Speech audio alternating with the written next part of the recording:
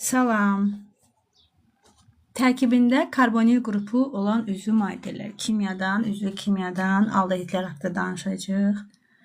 Karbonil qrupu baxın budur. Karbonil qrupu. CO hər tərəfdə bir qat rabitə. Bu karbonil qrupu adlanır.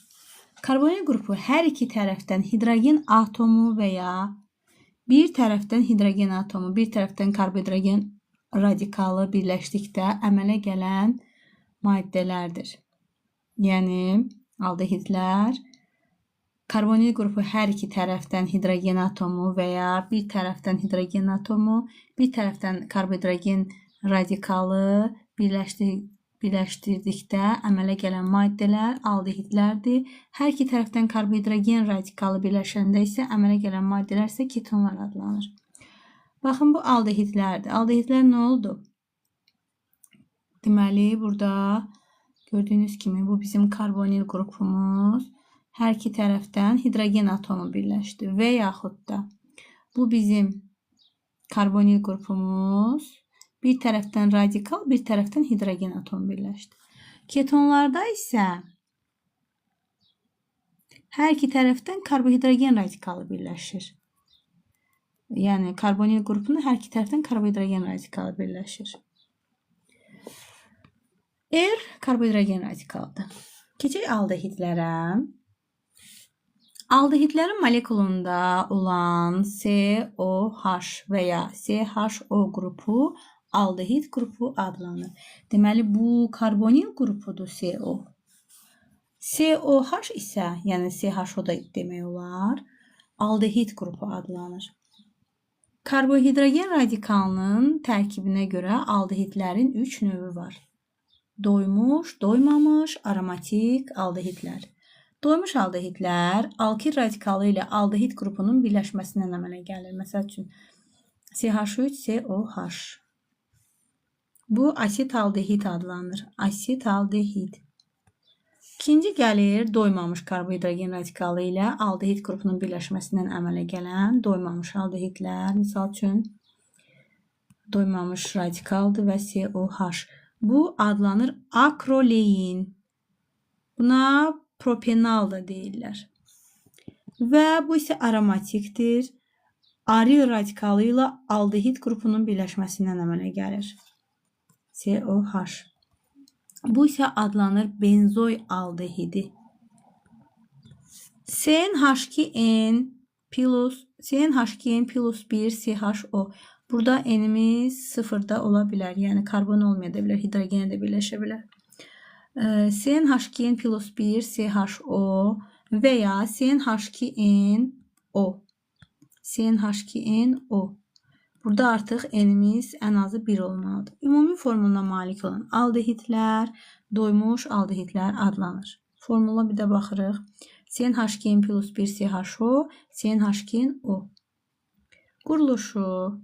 Aldehidlərin ən sadə nümayəndəsi HCHO-dur. Onun qrafik formulunu yazanda hidrogen atomu təhqiqat rabitə ilə aldehid qrupuna birləşir. Gəlin baxaq. Demək, bu bizim HCOH. Aldehidlərin ilk nümayəndəsidir. Aldehid qrupunun karbonu sp2 hibrid vəziyyətindədir. Bu karbon sp2 hibrid vəziyyətindədir.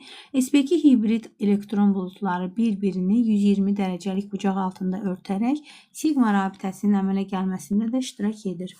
Karbon atomunun hibridləşmədə iştirak etməyən pi elektron buludu ilə oksigenin pi elektron buludu hesabına pi rabitəsi əmələ gəlir.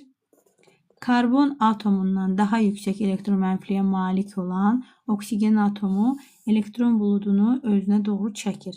Nəticədə karbon atomu qismən müsbət, oksigen atomu isə mənfi yüklə yüklənir. Sonraki nümayəndələrdən bəzilərinin qrafik formulu və mikroçik modelinə baxaq. Baxın, bu CH3COH dedik, asit aldehiddir. Bu isə CH3CH2COH. Bunlar aldehidlərin nümayəndələridir. Adlandırılması və nomenklaturası. Tarixi adlandırma. Aldehidlərin trivial adları oksiləşdikdə əmələ gəldikləri uyğun turşuların adından götürülmüşdür. Gəlin baxaq. Misal üçün HCOH qarışqa aldehidi və yaxud da formaldehid. CH3COH sirkə aldehidi və yaxud da asetaldehid. CH3CH2COH propion aldehidi. CH3CH2CH2COH yağ aldehidi. CH3CH burada da bir metil radikal var. Bu izo yağ aldehididir. Deməli 4 karbonlu olanda yağ aldehidi. Burada da 3 karbon və metil radikal birləşəndə yenə 4 karbonlu da bu olur izo yağ aldehidi. Keçirik səmərəli adlandırmaya. Bu adlandırmada aldehidlərə sirkə aldehidinin törəməsi kimi baxırlar. Adlandırma zamanı sirkə aldehidinə birləşmiş radikalların adları, sonda isə sirkə aldehidi deyilir. Gəlin burada baxaq. Bu bizim CH3COH sirkə aldehididir və buna nə birləşirsə onun adını deyəcəyik. Metil radikal birləşib olacaq metil sirkə aldehidi. Burada isə yenə də CH3COH buna nə birləşib? CH3CH2 etil sirkə aldehidi. Yəni sirkə aldehidinə nə birləşirsə o radikalın adını deyirik, sonda isə sirkə aldehidi sözünü deyirik. Bir keçirik beynəlxalq adlandırmaya. Doymuş aldehidləri beynəlxalq üsulla adlandırmaq üçün uyğun alkanın adının sonuna al şəkilsi əlavə edilir. Misal üçün HCHO ilk nümayəndə adlanır metanal. CH3CHO etanal. CH3CH2CHO propanal. CH3CH2CH2CHO butanal. CH3CH2CH2CH2CHO. Görürsünüz 1, 2, 3, 4, 5 dənə karbon var. Deməli bu pentanaldır. Karbon sayından asılı olaraq alkanların adının sonuna al şəkilsi əlavə olunur.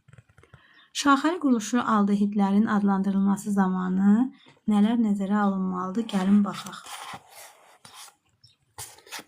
Aldehid qrupunun karbon atomunun da daxil olduğu ən uzun karbon zənciri seçilir. Ən uzun karbon zənciri seçilir.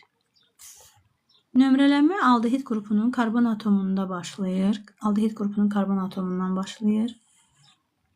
Radikalın birləşdiyi karbonun nömrəsi, radikalın adı və əsas zəncirin adı deyilir. Gəlin burada baxaq. Bax, aldehid qrupundan başlayaraq nömrələnmə gedir. 1, 2, 3, 4. 4 dənə karbon var. Bura birləşən radikalların nömrələri və adlarını deyəcək. Neçəyə birləşibdir? 2-yə birləşib və 3-ə birləşib. 3-ə metil, 2-yə etil. 3 metil, 2 etil, 4 karbon olduğuna görə butanal. Bu da oldu beynəlxalq adlandırma. İzomerliyinə keçirik. Karbon zəncirinə görə quruluş izomerliyi. Aldehidlərdə karbon zəncirinə görə quruluş izomerliyi homoloji sıranın 4-cü nümayəndəsindən başlayaraq olur. Butanaldan başlayır. Yəni baxım C3H7CHO. CH3CH2CH2COH, CH3CHCO, CH3, OH, Bu oldu butanal, bu oldu 2 metil butanal, 2 metil propanal.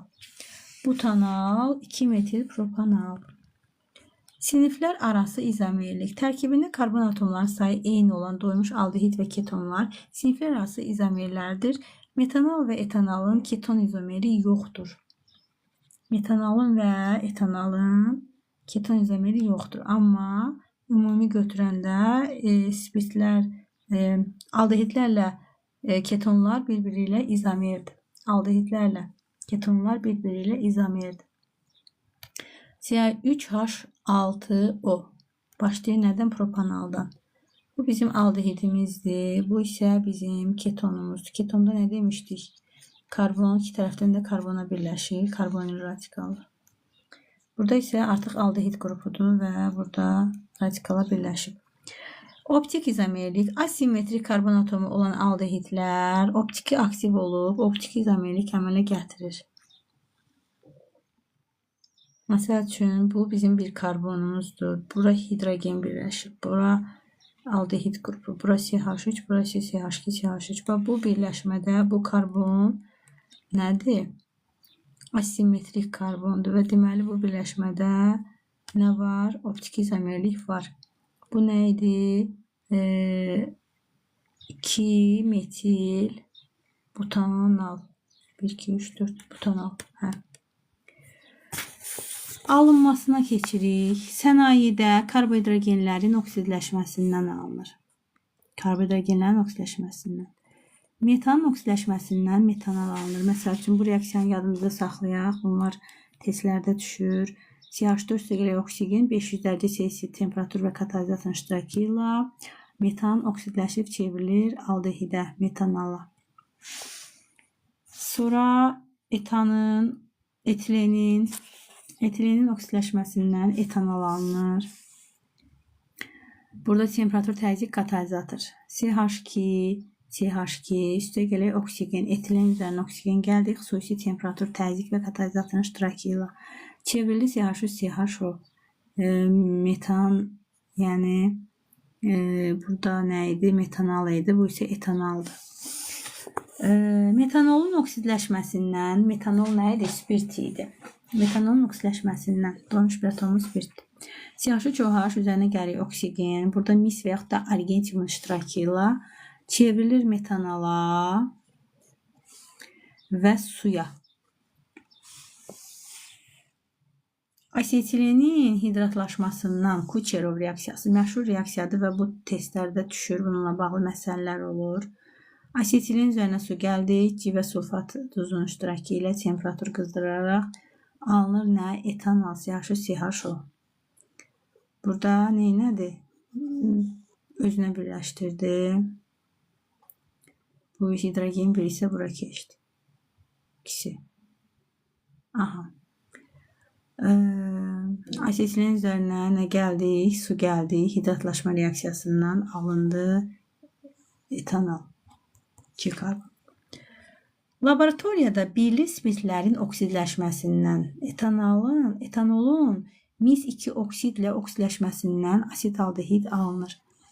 Kuprum, CH3CH2OH, yəni etanol, üzərinə gəlir kuprum oksid, alınır CH3CHO, yəni etanol, plus kuprum plus H2O.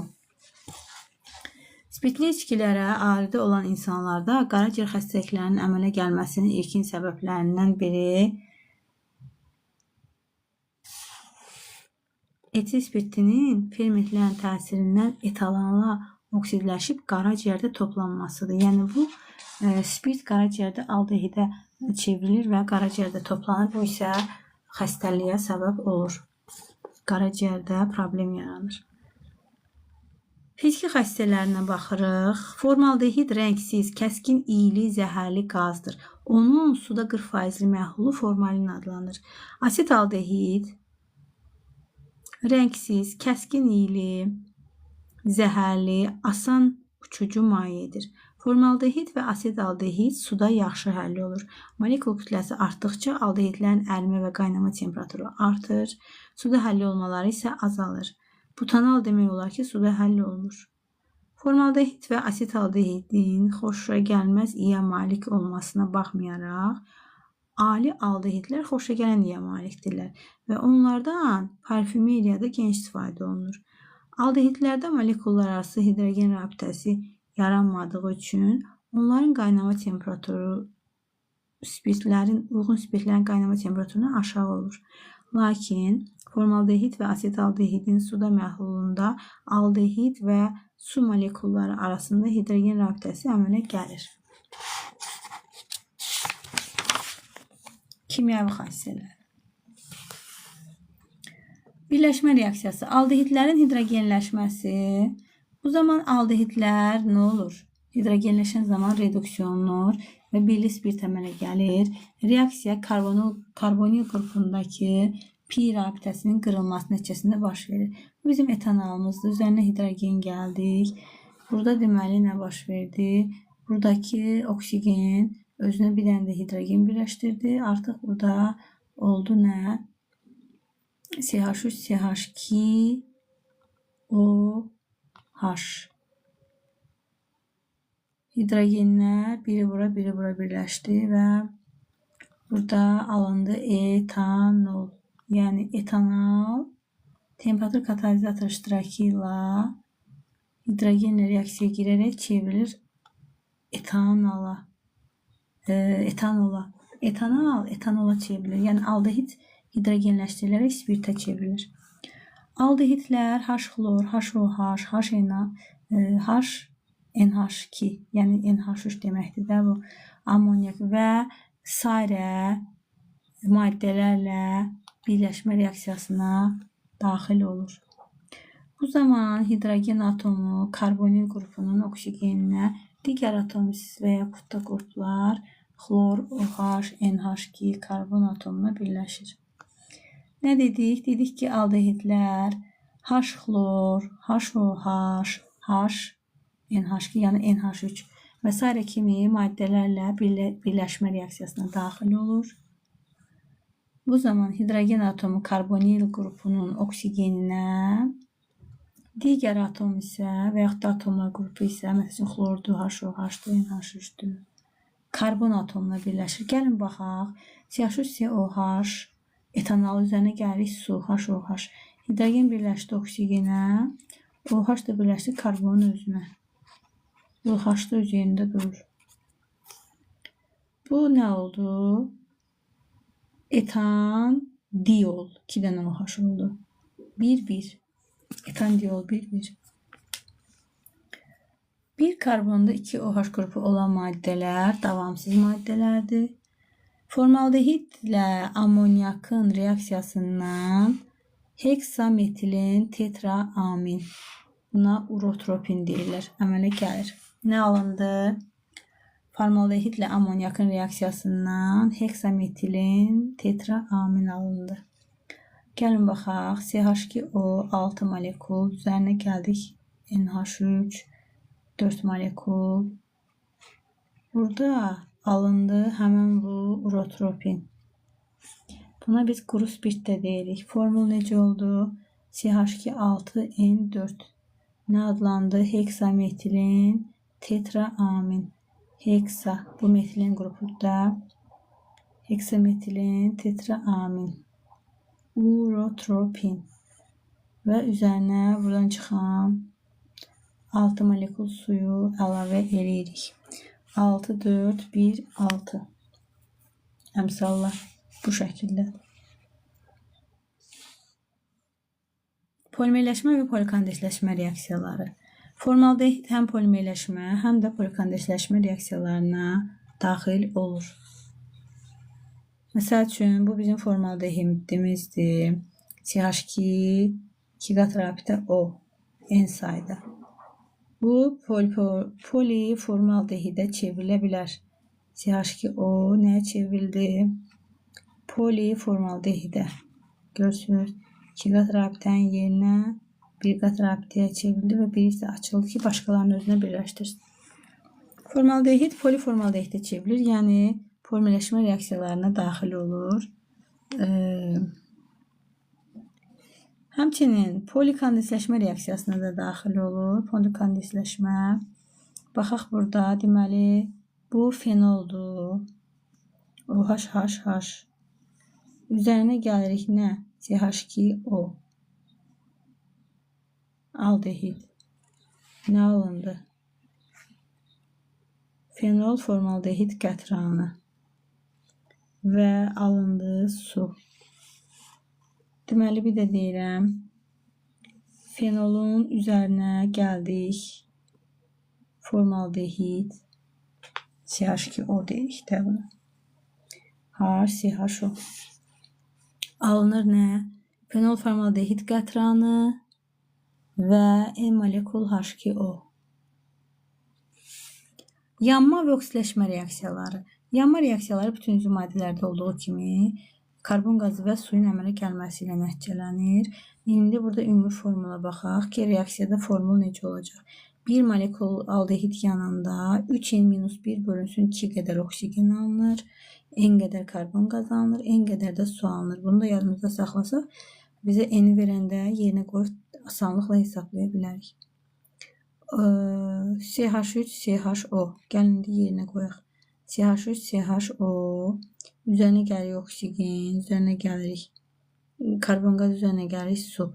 Buradan düstura uyğun götürsək, N-imiz neçədir? 1, 2, 2.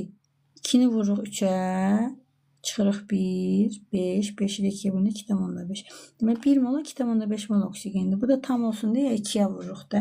2 mola olacaq 5 mol. 2 mol olacaq 5 mol. Burada da 2 mol enimiz 2 daxil 2 mol karbon qazı idi. Burada da yenə də 2-yə vurduq. Oldu 4 mol. Bu da en qədərdir 2 mol idi. Bunu da 2-yə vurduq. Oldu 4 mol. Yəni bu düsturla biz hesablamalar aparsaq düzgün nəticə əldə edə bilərik. Oksidaşma reduksiya reaksiyalarına baxaq. Demək, daha doğrusu oksidaşma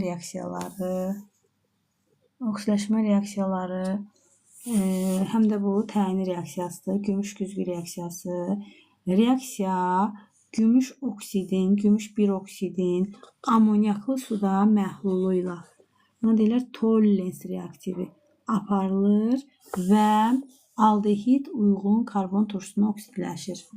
Deməli, nə dedik? Dedik ki, aldehidlər də oksidləşmə reaksiyalarına daxil olur. Aldehidlər oksidləşmə reaksiyalarına daxil olur və burada mühit olaraq gümüş oksid götürülür. Yəni, reaksiya gümüş bir oksidin amonyaklı suda məhlulu ilə aparılır və aldehid uyğun karbon turşusuna oksidləşir. Burada nə idi? CH3COH. CH3COOH çevrildi nəyə? Asetaldehid çevrildi asetat turşusuna. Asetaldehid çevrildi asetat turşusuna və burada 2 atom argentium buradan çıxdı. Əsas bu oksigen özünə birləşdirir, oksidləşir. Əmələ gələn gümüş reaksiyaya gedən qabın divarına çökərək təbəqə, güzgü əmələ gətirir və kuprum OH2 iştirakında oksidləşmə reaksiyası da mövcuddur. Aldehidlərin uyğun karbon turşularını oksidləşdirməsi, həmçinin təzə hazırlanmış kuprum OH2 iştirakı ilə da gedə bilər. Deməli, kuprum OH2 aldehidlərdə uyğun karbon turşularının oksidləşməsi, həmçinin təzə hazırlanmış kuprum OH2 iştirakı ilə də gedə bilər. Reaksiya zamanı mavi rəngli mis-2 hidroksidin sarı rəngli mis-1 hidroksidə, onun da qırmızı rəngli mis-1 oksidə çevrilməsi baş verir. Bu reaksiya məndə olmalıdır. Bu reaksiya əyani şəkildə. Bunu mən paylaşaram. Bu aldehid qrupundan mis-oksidin reaksiyasını olmalıdır məndə. Asetaldehid üzərinə gəlirik 2 kuprum OH2 alınır. CH3COOH asetat turşusu.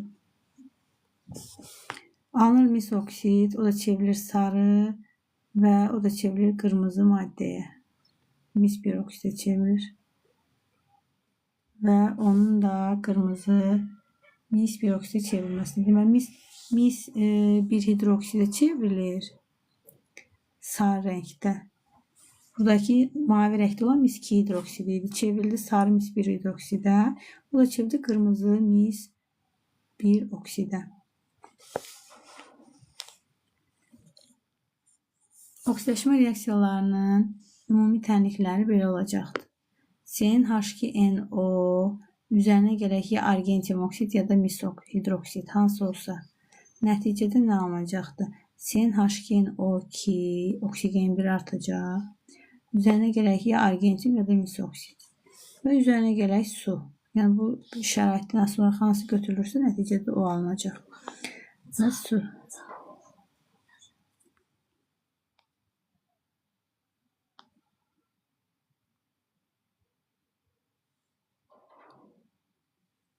Davam eləyək.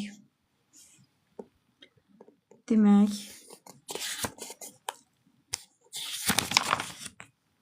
aldehidləri bitirdik, ketonlara baxaq. Hər iki tərəfdən karbohidrogen radikalları ilə birləşmiş CO, karbonil qrupu saxlayan üzvü maddələr ketonlar adlanır. Aldehidlərdə bir tərəfdə hidrogen olurdu, bir tərəfdə hidrogen də ola bilərdi, karbohidrogen radikal da ola bilərdi və hidrogen olanda o aldehid qrupu adlanırdı. Bu da isə hər iki tərəfdə radikal olduğuna görə bu karbonil qrupu birləşmiş maddələr adlanır ketonlar. Karbonil qrupu doymuş karbohidrogen radikalına birləşəndə bu maddələr doymuş ketonlar adlanır və doymuş ketonların ümumi formulu CnH2O-dur. Burada ən azı 3 dənə karbon olmalıdır. Ümumi formuluna malikdirlər, yəni. Quruluşuna baxırıq. Ketonların ən sadə nümayəndəsində 3 karbon atomu var. Onun quruluşunu yazarkən karbon atomları bir-birinə tək qat rabitə, oksigen atomu isə orta karbona, yəni kənar karbona birləşirdə isə aldehid olur. Ona görə orta karbona. 2 qat rabitə digər karbonlara valentliyinə əsasən hidrogen atomları tək qat rabitə ilə birləşdirilir və onun qrafik formulu isə belədir. Deməli, nə dedik? Bax, bu karbon ortada olur və ona oksigen birləşir 2 qat rabitə ilə.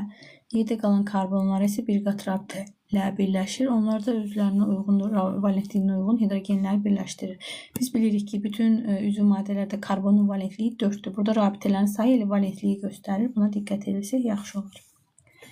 Belə adlandırılmasına keçirik. Tarixi adlandırma, aseton ketonların ilk nümayəndəsinə verilmiş tarixi addır.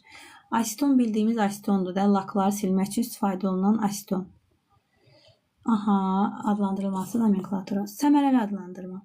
Səmərəli adlandırmada karbonil qrupuna birləşmiş radikallar eyni radikallardırsa, əvvəlcə D, sonra radikalın adı, sonra isə keton söz deyilir.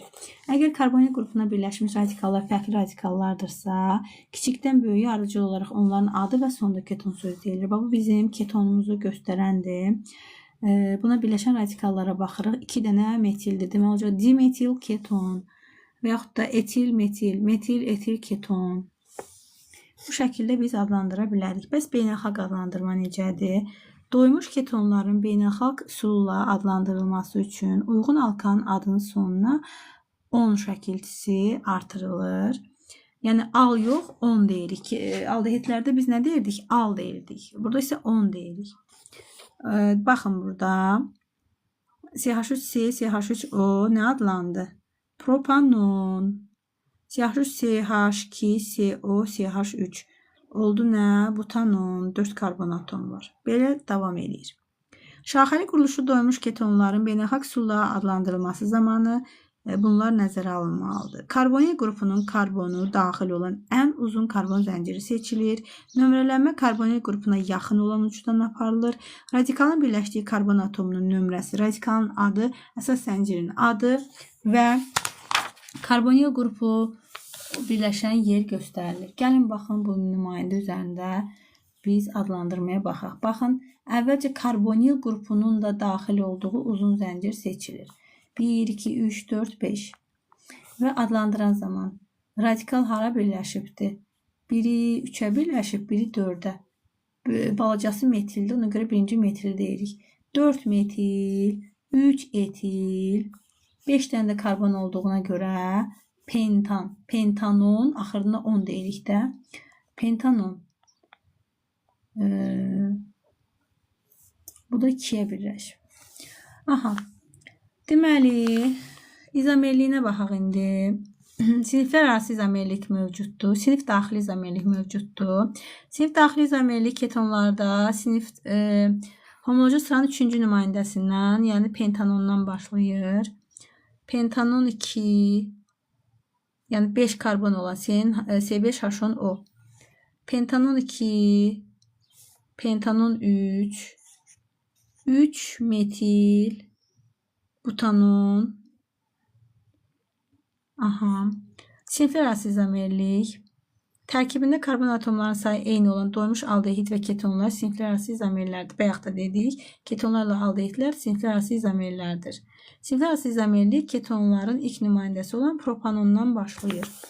Deməli, tərkibində 3 karbon olan C3H6O. Burada baxırıq, propanonda ortada yerləşir, bu ketondur. Burada isə propanalda isə aldehid qrupu sonda yerləşir. Bu isə aldehiddir.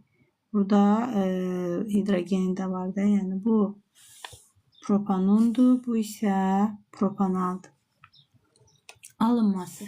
Sənayedə ketonların ilk nümayəndəsi olan aseton mühüm sənaye əhəmiyyətinə malikdir. Aseton sənayedə bir neçə üsullarla alınır. Oduncağın quru distilləsindən Kumolun oksidləşməsindən, kumol budur bax. Kumol nədir? İzopropil benzol. Bax bu kumoldur. Oksidləşəndə H2SO4 iştirakı ilə qızdırmaqla alınır burada fenol və alınır aseton. Bax bu reaksiyanı yadda saxlayaq. Nə alındı? Fenol alındı və aseton alındı. 1 propanal 2-nin oksidləşməsindən. Üçüncü reaksiyamız propanal 2-nin oksidləşməsindən, yəni aldehidin oksidləşməsindən, daha doğrusu ikili spirtin propanol 2-nin oksidləşməsindən, propanol 2-nin oksidləşməsindən. Baxın, burada propanol 2 üzərinə gəldik misoksid temperatur qızdırmaqla. Buradakı OH hidrogenin birini verir, su əmələ gəlir. Və burada mis çıxır. Nə çıxdı burada? Burada deməli, daha doğrusu OH-ını verir. Baxın, burada CH3, CH, CH3-dür. Burada CH3, C, oksigen, O, CH3, propanon. Burada da mis və su alınır.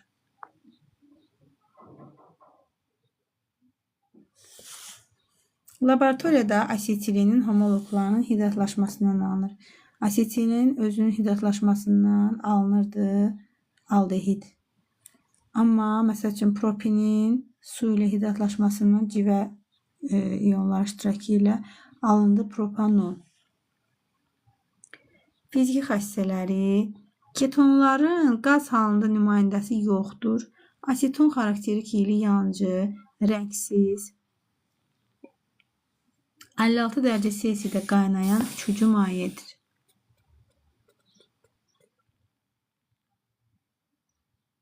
Suda spirtdə yaxşı həll olur. Aseton çox yaxşı həll edicidir. Yağları, qətranları yaxşı həll edir. Aseton necə mayedir? Yanıcı mayedir. Rəngsizdir. Yəqin ki, hər biriniz lak silmək üçün aseton görmüsünüz bunlar. Bu aseton həmən o asetondur. Kimyəvi xassələri, birləşmə reaksiyaları, ketonların hidrogenləşməsi. Bu zaman ketonlar reduksiya olunur və ikili spirt əmələ gəlir. Reaksiya karbonil qrupundakı pi rabitəsinin qırılması nəticəsində baş verir. Baxın, bu bizim nəyimizdir? Propanonumuzdur. Hidrogen üzərinə gəldik.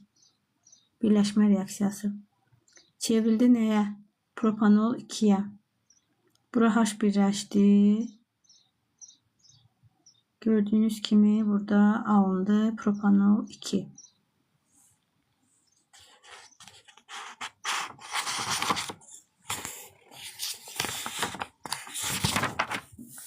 Yanma və oksidləşmə reaksiyaları. Ketonların yanmasından karbon qazı və su alınır, bütün üzüm maddələr kimi. Ketonlar aldehidlərdən fərqli olaraq gümüş bir oksidin suda məhlulu, gümüş güzgü reaksiyası və krom OH2 ilə oksidləşmirlər. Yəni, biz bilirik ki, aldehidlərə xas olan xüsusi reaksiya var, gümüş güzgü reaksiyası, bir də mis hidroksidli olan reaksiya. Bu aldehidlərdə mövcuddur, amma ketonlarda yoxdur. Bunu yadımızda saxlayaq. Ketonlar nə gümüş güzgü reaksiyasına daxil olmur, nə də ki, krom OH2 ilə reaksiyaya daxil olmur. Bu qədər. Tətbiqi. Formaldehid.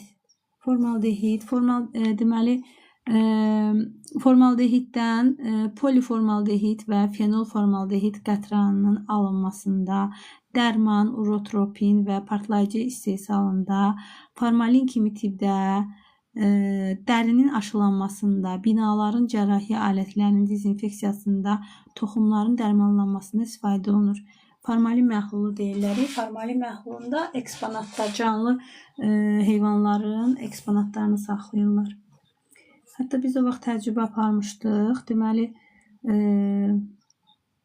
biologiya dərsində qurbağanın ürəyini çıxartmışdıq dərsdə və onu qoymuşduq formalin məhluluna. Hardasa 1 saat o ürək orada qaldı canlı şəkildə. Bu canlıların müəyyən orqanlarını da bir-birinə əməliyyat edib köçürəndə də yəqin ki, formalin məhlulunda saxlayırlar ki, orada xarab olmasın və yaxşı istifadə edə bilirlər. Sirkə aldehidi. Sirkə turşusunun alınmasında istifadə olunur. Və aseton, lak boya istehsalında həlledici kimi tüstüsüz barıtın, süni ipəyin, dərmanların, xloroformun, CH-xlor3, yodaformun, CH-yod3 alınmasında və s. istifadə olunur.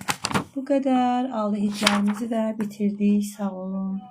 Nəsə suallar varsa da baxaq görək nə suallar var.